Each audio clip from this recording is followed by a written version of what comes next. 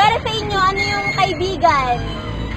Friends! Oh, friends! Oh, friends! Wala naman asawa. Oh.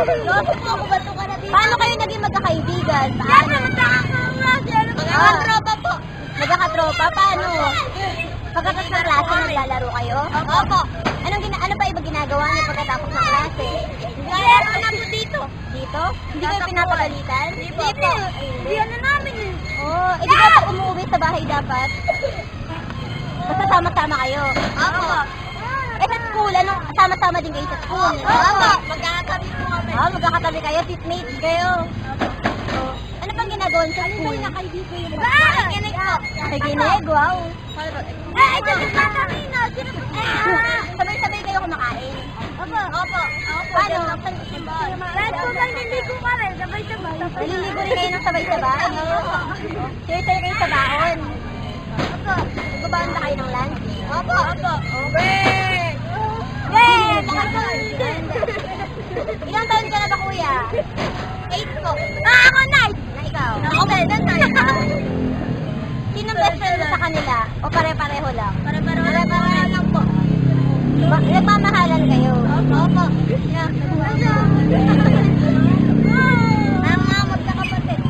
Oo, para magkakapatid. Rahel! Sige. Ako!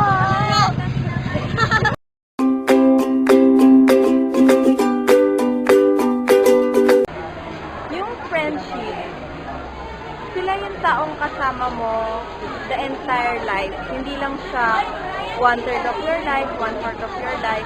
Yun yung makakasama mo sa buong buhay mo. Hindi lang through up, hindi lang through down. Dapat both. Kung nasa taas ka, dapat kasama sila. Lalo na kung nasa baba ka. Pero sabi nga nila, ang tunay na kaibigan, makikita mo lang kapag down na down ka na, doon lang sila lalabas. At isa pa, yung friendship, hindi siya basta-basta na pag nakakasama mo lang, hindi naman ibig sabihin na kasama mo lang, friends mo na. Hindi naman ibig sabihin na lagi mo lang siyang kasama kumain, magkaibigan na kayo, kasi nanggagaling yun sa puso. Hindi siya bigla-bigla na lang dadating sa'yo. Kailangan kilalanin niyo muna yung isa't isa. At dapat pangalagaan niyo siya dahil once nasira yung friendship, mahirap na siya ibalik. Parang relationship lang. So, dapat kilalanin niyo yung isa't isa at hindi niyo dapat sinisiraan ng isa't isa sa harap. Dapat, hindi niyo siya sinisiraan sa likod. Siraan niyo siya sa harap niya, purihin niyo siya pag nakatalikod siya. Kasi yun yung tunay na kaibigan.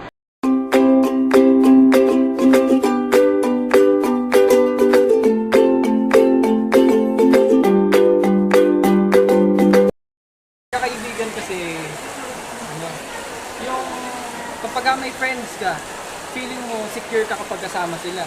Hindi ka na maiyang ipakita mo kung ano yung gusto mong pakita sa kanila, hindi ka na maiyang kumilos. Yung talagang secure ka. Para lang yung sa love unconditional dapat yung friendship. Ganun mo. FRIENDS. Friends. Kaibigan, kasama, masasandalan.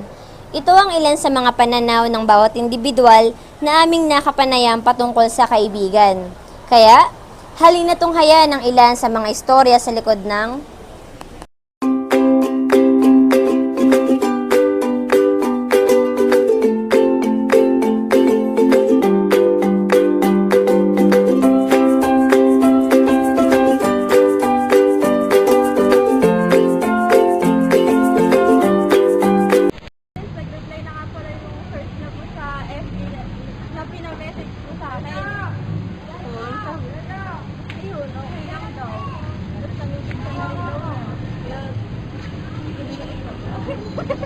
Hindi ka nag-reply sa akin. Sabi ko nga sa'yo, kung ano yung number. Alam mo naman ako dahil may ginagawa.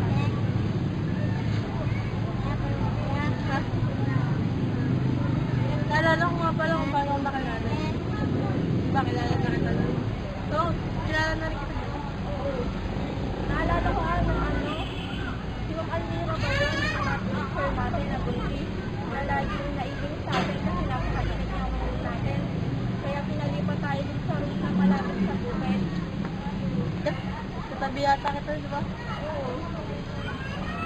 Nagkwentuhan tayo, gano'n. Naalala ko, inaya mo ko maging kasabay sa recess. Oo, ayaw mo nga pa-kopya yun eh. Paano nga ba tayo? Ano, sabihin mo? Isa lagi tayo sabay kumain, nag-share tayo dun sa Nestle. Natatandaan mo yan? Oo, Hindi puro lang cream. dito. Puro cream ang malaki na kain. Ikaw ano na kain? Cream ko din, kaya nga tayo naging mag-best friend. Hindi na ako lang sinasabi sa'yo. Nung third year tayo, naalala ko, tayo kasama si Vanessa boarding ko ngayon. Friends kaya ako. Bakit? Basta po sa recess, lagi yung konting oras lang nalalaan namin sa isa't isa kasi naiisa yung pag-way makausap. Kaya hindi mo tumatabi sa'yo kapag isang Kaya pala ganun. May sinasabi. Pagka hindi ka pumapasok, hindi ko, wala akong makakausap, yung wala akong masasabihan ng problema. Parang nag-iisa ako. Ako din naman eh. Diba, pag absent ka, diba tayo lang magkasabay. Nakikitaraw pa lang ako sa iba, ganun. Parang sinisikip ko lang sarili ko. Pero hindi ko talaga makakalimutan yung nag-raise na tayo. Kasi ito yung nagpaalam sa nanay ko kaya dapat ako ng aga. Kaso, dito tinawagan tayo ni Leilani. Nakikita tayo sa internet. Pero ayun, pumayag na rin ako. Parang nagkaroon tayo ng banding. Oo, bigla ang taba sila yun natin. Oo, lakas ko na kumain doon. Sorry kaya. Hindi nga kita nakilala nung pagbaba ko ng jeep sa Bay Park. Sobra ka. Inaya kita sa amin, diba? Sarap nga yung pagkain sa ito nila. Pagkain ng nahinanda ng tatay mo. Sa Then, nanay mo. tempuan mo lang yun. Tapos yung nanay mo, yung parang welcome na welcome ako sa bahay niyo. Yung kilala ako kahit ngayon lang kami nagkita. Lagi kaya kita kami nagwento. Kaya wala. Tapos yung ate mo, mukhang suplada. Yung kuya mo naman, nahihiya ako kasi Oo, select mo na kung ano. Naalala ko, binigyan ako ng tatay ng 20. oo, sabi nga nun pamasahe daw natin sa balik. Kaso ang nga binigyan ng beng-beng. Yung sabi malapit sa Eskwelahan. niyo, sa mga elementary school. Tapos inaya mo pa ako pumasok doon kasi hindi na pala pwede. Oo, masukot yung guard name. Oo, nakalata nga. Kainin na natin kaysa mag... Tapos, dumablik na kami. Hindi na namin alam. Magkapareho pa ang lantas sa tatahanan namin. Hindi rin namin alam kung pareho pa kami ng paaralan pangkasukan o kung pareho kami makakapag-college yun. Pero okay lang yan kasi nagkakatext naman kami. Facebook din kami pareho. Yung nagkaka-communication kami. Saka sinusikap din namin na magkita twice a month o basta kapag sa amin free time yung sa binibigyan talaga namin ng time na magkaroon kami ng banding gano'n. Kahit naman malayo naman kami sa isa't isa. Hindi mo magbabago yung pagkakaibigan namin. Alam naman namin sa sarili namin na hindi kami magbabago, ganyan. Kasi sabi ko pa, mas lalong lumalim yung pagiging magkalit namin magkaibigan nung nagkalayo kami. Kasi kahit tuwing gabi, tinetext namin yung bawat isa ng good evening, good night, kumain ka na ba, ganun. Simula nung nagkahiwalay kami, sinasabi ko siya na I love you. Nag-I love you doon na siya. Sa isa't isa, nagkaroon ng tawagan yung best, kumusta ka na, ganun. Parang nag-isip yung malayo. Masasabi kong nag-iisang mabuting kaibigan sa akin si Amel.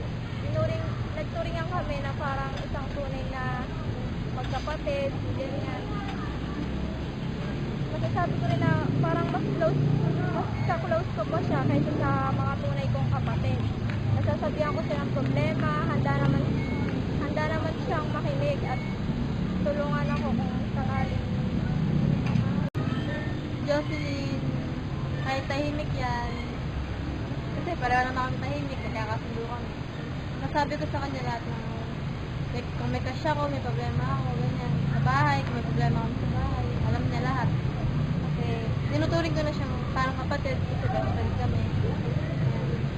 Saka kahit nag-college siya, tapos ako, di pa rin ako nagka-college.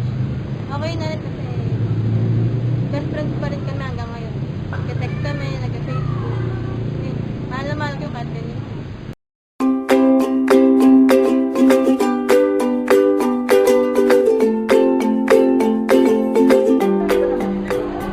Nakakabakla. Ang bakla ko na grabe. Sige eh. Nature, nalito ako. Pero di mo ako lumaki. Hindi pala. Hindi. Okay. Tawag doon, parang ang tagal na. Kailan ba tayo ulit nagkakalala? Ilan taon ka ba na? First year. Nagkakilala tayo sa ano, damat. Second year ako. Mag-player ako. Mga uhugin pa siya noon. Hindi, ikaw yun. Ikaw yung Kaya first ko year. yung uhugin noon. Ayo. Tapos yun sa damat. Parang feeling ko yata magaling ako nun sa math kaya mag-audition ako. Tapos ano ka nun, trainer ka nun. Parang player ka na talaga. First year kasi ako Yun. nila. Second year. Doon kami nagkakilala. Second year siya. Tapos ako first year. Siya, nilaban ka na ba nun? Nung first year ka. Tapos ayun.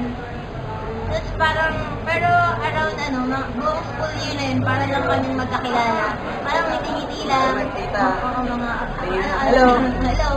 Ganun lang. Pangalan mo ulit. Oo. Ayoko kasi hindi ko matandaan sa pangalan eh. Kahit ngayon naman eh. Oo. Tapos Pangalan mo pag- ulit. Grabe ka, walang ganun. Tapos after nun, buong first year, ganun lang yung flow. Pero nung second year, ako mga hindi kita pagkikita nun eh. Third year ako. Bakit ba yun? Hindi, third year kasi ako. Lumipat ako ng school. Ayun, lumipat Ako siya sa ng- Bulacan, Bulacan.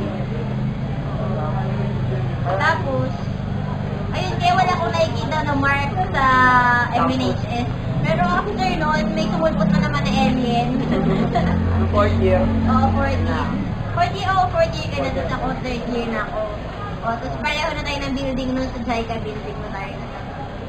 section niya eh. Pero hindi pa kami rin ganun ka-close nun when I was fourth year. Kasi first year college na kasi siya nun. Sa Bulso. Bulso ka ng first year, di ba? Tapos, pero minsan dumadalaw-dalaw siya. Ay, hindi. Fourth year ka, third year ako. Yun muna, di ba? Ano lang, mahilig kasi siya mag-gitara. Tapos, feeling niya maganda yung boses niya. Kaya ayun, lagi siya magka-floor lang din kami. Jaika Building, third floor. Tapos, lagi siyang may dalang gitara. Kasi nakikita ko nga siya minsan dadaan sa room namin. Siguro 7:30 ang pasok namin. Mga 9 siya dadaan. Oo, super late comer kasi to. Hanggang ngayong college na. Hanggang ngayon? Oo. Pag-isip Kasi mo may hirap. bit-bit siyang gitara pero parang wala siyang dalang notebook, ballpen. Parang gitara lang yung pinas. So ayun, naririnig din namin siyang tumutugtog, kumakanta. Pero ayun nga lang, parang magkakilala pa lang din tayo. Walang nothing special ng mga panahon. Tapos nung first year college ako, nagtapunta na ako sa kanila. Nauso na kasi yung Facebook. Nauso na yung Play Facebook. internet. Oo, may internet na. Pero ako minsan lang sila, mayaman kasi sila. Hindi. Joke lang. Ayun. Player lang talaga. Oo. Tapos, nung nag-start lang na nag-friends na kami, nag-start sa Facebook. Tapos, Okay, naman Tetris. Diba? Tetris. Ala ko na wala ako. Pero, ikaw ba nagturo sa akin mag-spin? Yeah. Oo, ikaw ko turo mag-spin. Kasi medyo gumaling na ako sa Tetris. Kasi nagdadahilan ka, sabi mo, Oo. dinadaya kita eh. Oo, tapos minsan parang magpapatalo ka na lang. Joke lang. Tapos ayun, ano pa ba yung... Tapos nagkakuha na ng number, cellphone number. Yun, wala na ako cellphone, kinuha na yung number ko. Joke lang. Number na. Ayun, tapos di ba nga mahilig siyang gumawa ng kanta? Di ba nagbibideo ka na? Nagpo-cover siya. Tapos sinishare niya. Tapos parang with niya, bawa with Friza Anzures. Tapos video. Ano ba yung, may alam na ako, yung makapiling ka? Yun, nakapiling ka with Friza Anzures. Yung mga ganong video. Kasi Kailan maarte talaga siya tinatag? eh. Oo, maarte siya eh. Basta mga ganon. Tapos, ano ba yun? Ayun mga nangyari. Wala, ano lang. Wala. At bigla nang nakolap. In love lang. Ayun. Napol siya. Joke lang. Nabold ako. Ako talaga. Tapos, Kasi ako kasi ano lang, parang joke lang. Ayun, tapos, kasi ang ano nun, ganito talaga siya. Ang sabi niya lang nun, friend, may sinabi siya nun eh. Kasi nga second year siya, first year ako. Sabi niya, dati ang tingin ko lang sa'yo bata. Ngayon gusto na kitang maging bata. Parang ganun yung sinabi mo yun. dati, sarap mo iligaw, ngayon sarap mo nanligawan. Yun. Basta mga parang... Tama yun, tama yun. Oo, Yun talaga yun. ganun yung mga banata niya natin, mga pang-Digimon. Joke lang. Tapos ano pa ba? Tapos nung, sabi niya kasi, ayaw niya muna magka-girlfriend. Diba? Parang, ang ano mo lang nun, friend, ay, parang acquaintance, tapos companion, tapos naging mag-friends na tayo. Tapos sabi mo, ayaw mo muna maging girlfriend, pero parang fiancé, pero hindi girlfriend. Kaya lang nabago yung flow, akala niya kasi mahahawakan niya lahat. Naging, ayun, March 22. Diba March 22, malapit na graduation namin. Ayun, nung sa SM North End, yun, diba? Ayun, doon naging official na nagkaroon ng Mark and Friza nung March 22. Tapos, ayun, parang okay lang din naman kasi gagraduate naman ako nun ng high school. Feeling ko matanda na ako nun kaya okay lang. Kaya ganun. Joke lang. Tapos ayun, ang natandaan ko ang graduation may dala ka nun, di ba? Oo. Oo. Wala kang paysa. Oo, may dala siyang cake. Nung grad mismo. Pero nang mga nagtatago-tago kami kasi hindi legal yung relationship namin. Tapos, ano ba? Parang bawal. Oo, ganyan. Hindi nga legal, illegal, edi bawal na. Tapos after nun, ano ba yun? Nung mga bandang, kasi habang kami, hindi kami madalas magkita, hindi araw-araw. Kasi magkalayo kami, may kawayan ako, tapos marilaw siya. Magkalayo Pero, yun. oo. Pero nakikita naman kami sa SM, o kaya, minsan pumunta sa bahay, mga twice ganun, or isang beses lang. Mga ganun lang yung mga banding namin. Madalas lang talaga sa Facebook, saka through text. Yun lang. Kaya lang, Wala lang. nagkaroon kasi ng gap, mga ganun. Kailan medyo naputol yung relationship? Nung May May 5. Ngayon, May 5. Kasi yung tatandaan ko, ginawa niya pang cover photo. May 5, 2012. Worst day of my life. Worst day of his life daw. So yun. May 5 yun, di ba? Kaya parang, syempre, natural sa mga nag-break yung bitterness. Bitter daw siya nun. Mga naiilang. Nagkataon na magka-course kami BS Ed Math. Tapos pareho pa ng university. Ano nga naman eh. Makulit. So yun. Kaya nung yung tapos na yung mga first time siguro, parang tingin-tingin lang, ngiti-ngiti lang. Halatang may gap sa aming dalawa. Pero, Makausapin niya. Makausap. Kasi nakakailang. makamaya ka pa. Ayun, tapos, yun, kaya lang nung mga bandang second sem naman, ang nakakatuwa lang kasi kahit na nataka nga yung iba, akala nila parang kami ulit, akala nila parang may something na ulit na nabubuo. Pero parang, napag-desisyonan lang namin na parang start over ulit, from the top ulit, na mag-build kami ng relationship through friends lang. Nakakatuwa lang nung second sem ayun, nakakapag-usap na ulit kami. Sa dati. Kaya ulit. Oo, parang wala lang bitterness na nagagawa. Tapos, ayun, mga lang, nagpapaturo sa mga math subject. Pero wala naman siyang tinuro, dumadaldal lang siya. Tapos ayun, doon lang nag-start ulit. Tapos, akala nung iba, oo, kami na ulit, nagtatanong sila. Para ako naliligaw daw ba ulit si Mark, yung mga ganong tipo. Pero, ayun, kasi makapag-usap din kami na parang ang cute lang din. Kasi madalang lang yung after boyfriend-girlfriend relationship nagiging mag-friend. Yung iba kasi parang magka-away na pagkatapos. Nagkakasinan. Oo, ganun. Kaya, parang, siguro parang parang ayaw na rin namin yung mangyari ulit yung ilang, yung bitter, yung mga ganung tipo. Tapos, Ayos yung ganun setup. oo, yun, sinabi niya nun na ano ba yun? this setup is brought by me, parang ganon. Tapos hayaan na lang namin sa ganong setup. Tapos, kasi pero totoo naman, na-realize ko na parang ang cute din naman kasi wala, blessing lang din. Nakakapag-date din naman kami. Friendly date nga lang. Pero okay lang. Tapos, minsan may mga chaperone. Di ba? May mga ganon. Tapos, ayun, nakilala lang siya ng kapatid ko, ng mga tita ko. Kasi ngayon, makapal mukha nito, pupunta-punta sa bahay. Kahit umuulan-ulan. Mayayin po ako eh. Ganun. Mayayin talaga. Pero yun lang, parang, we therefore conclude that ano yun? Nice. Ayos lang, kahit mag-friend. Hindi naman namin alam kung ano yung mangyayari sa susunod, pero basta alam namin, maayos yung setup namin ngayon. Yeah. Pero hindi scripted yung setup natin. Ayun. Dahil